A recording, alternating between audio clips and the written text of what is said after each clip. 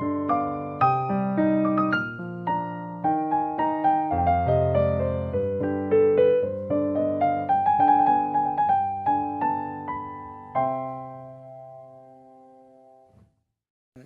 Anthony Polonsky. I'm chairing this session, and I'll first introduce the two other participants and then explain how we will conduct the session, which is a discussion of this book, Opening the Drawer, The Hidden Identities of Polish Jews.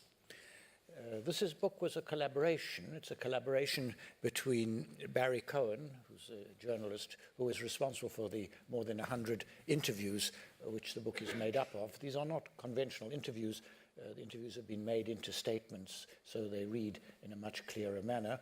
But the book also has photographs of all of the people who contributed, and those photographs are the results of the work of Witold Krasowski. So what we'll do, I think, today is I'll start by asking Barry to describe what he tried to do in this book, and we'll have an exchange on the content of the book. We'll then have a look at some of the photographs which Witold took, which do give one a very clear understanding of who the people were. The pictures and the words work very well together in this book. And then I hope we'll have time in the hour which has been allotted to us to have further discussion on this question of the revival of Jewish life in Poland and who the people are who are discussed in the book and how representative they are of the revived Jewish community in Poland today. Until recently, the main religious organization was what we would describe as modern Orthodox. Rabbi Shudrich he's a conservatively trained rabbi. He has Orthodox smicha, but the way in which he conducted the Nozick Synagogue and its offshoots has been to keep it as open as possible, and he also encouraged within that framework the creation of one of the two reform bodies in Poland, the Eitz Chaim. Of course, there is also the Beit Warszawa and the various other Beit groups, Beit Krakow and Beit Wroclaw, which are outside that, but those groups operate fairly harmoniously with each other. The emergence of Chabad in Poland has made this more difficult.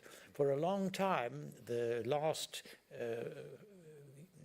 Lubavitch Rebbe felt that Poland was a cursed country and you shouldn't go back there. This was actually, I hate to say, rather good for Jewish life in Poland. But now that Chabad is back, Chabad does tend to seek to I mean, there are many good things about Chabad, but they also have a monopolistic tendency, and you can see this in Krakow, where they've taken over the Isaac Synagogue, and this does create a certain amount of tension.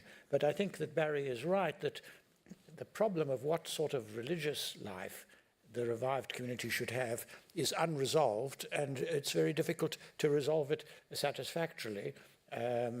Reform, whether of the more radical Beit Warszawa type or of the Eitz Chaim type, hasn't really got off the ground, but there are also obvious limitations to the Orthodox style of Judaism, which Michael Shudrich is advocating.